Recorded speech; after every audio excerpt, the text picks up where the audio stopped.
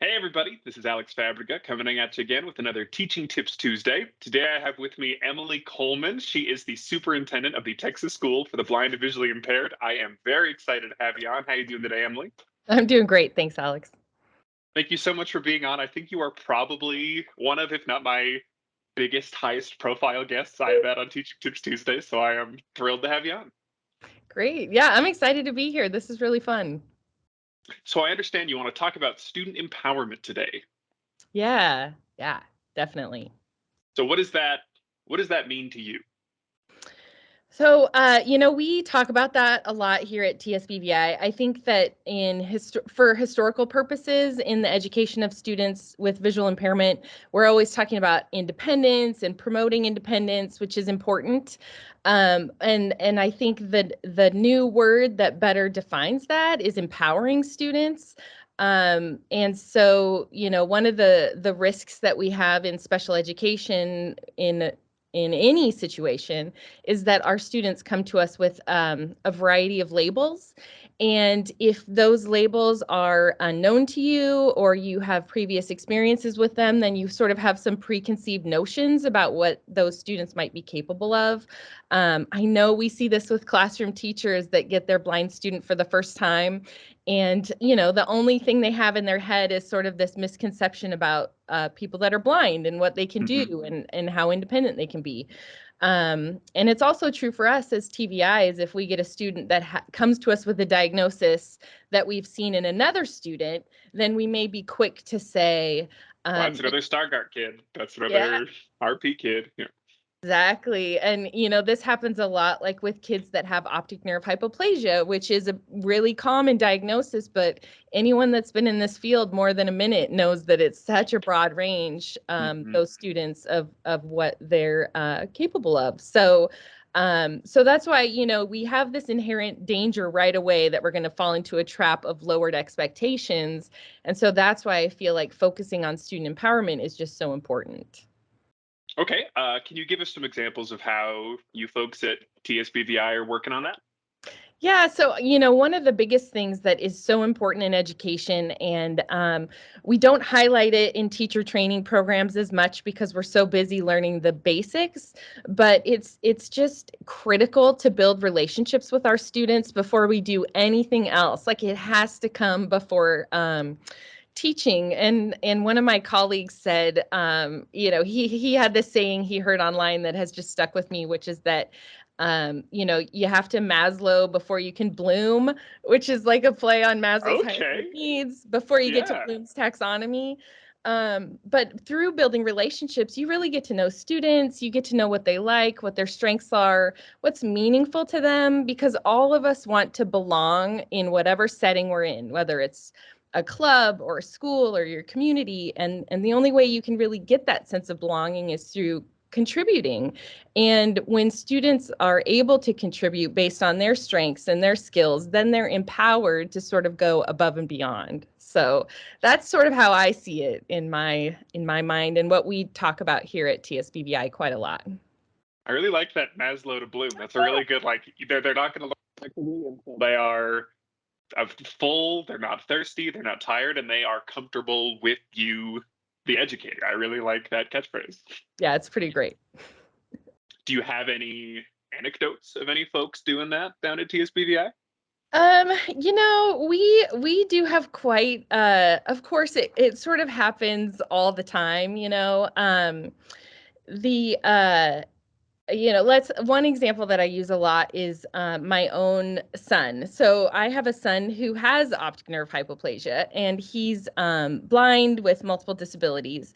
And at home, I'm always limiting him because of like I'm in a hurry, or it's not that he can't do stuff, but like it just is so hard to give him the time and space to be who he is. And I often, have low expectations for something that might happen. One great example of this is we went on a summer trip to Yellowstone this last year, and we went to go see Old Faithful, and I have two other kids, and I thought, oh, this he's gonna hate it. Like, what could he possibly get out of a geyser situation? You're 100 yards from it. You're not even going to really feel the water. It's just I like, think you don't want to. I believe it's like boiling hot, if I'm not mistaken. You do not want that to be a tactile experience. that's right. So it's not, it's really a visual experience in my mind. That's what I was expecting. And there is the sulfur smell and other sensory things, but he just doesn't really seem to be interested in that stuff. But what I didn't expect when we got there was that the geyser like sort of erupts constantly before it has its big eruption.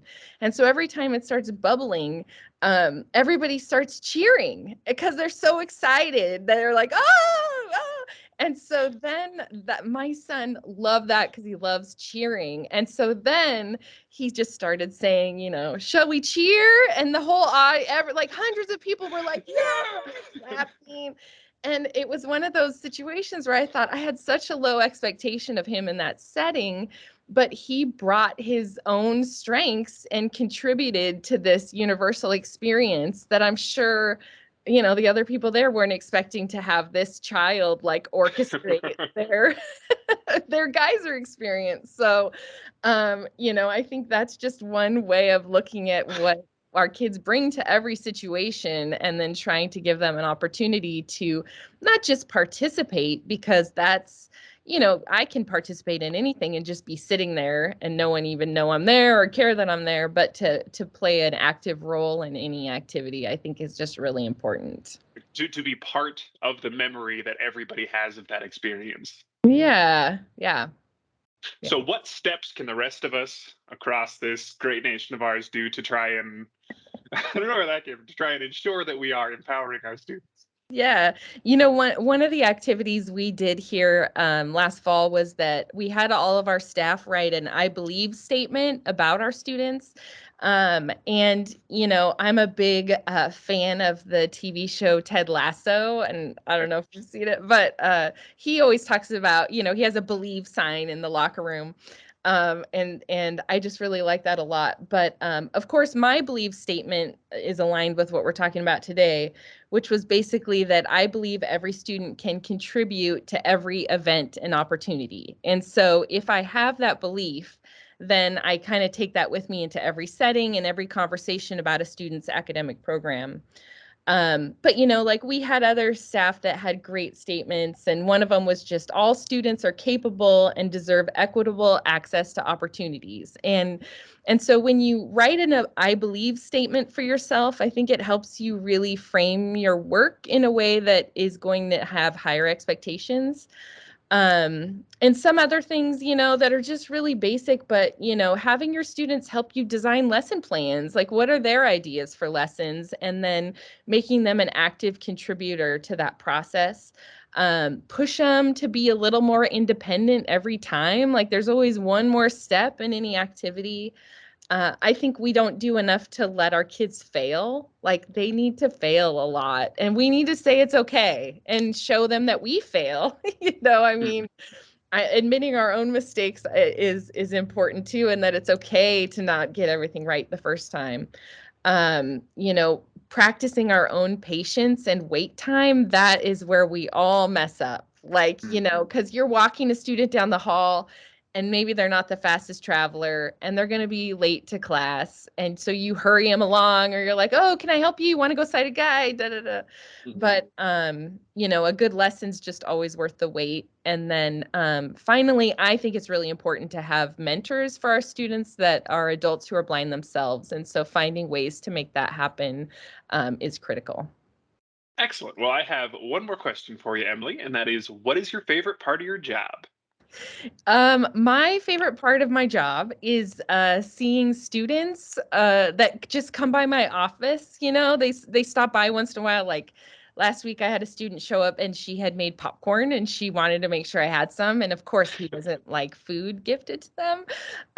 But seeing students around campus, but most importantly, seeing them when they overcome some preconceived notion or exceed expectations. Who doesn't love that, right? You want to see your kids succeed, but it's even better when they surprise you and go far beyond what you even imagined.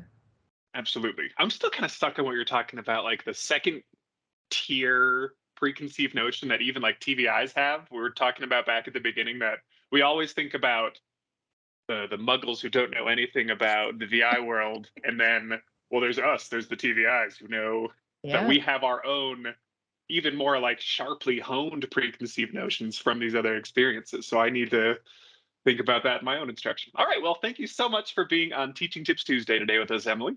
Yeah, it was fun. Thanks for having me. Absolutely. And thank you so much to everybody at home for watching another episode of Teaching Tips Tuesday. As always, if you have a topic or a question that you want to see addressed, please leave it in the comments. I will try and find an expert that we can get to talk it through, and we hope to see you next week.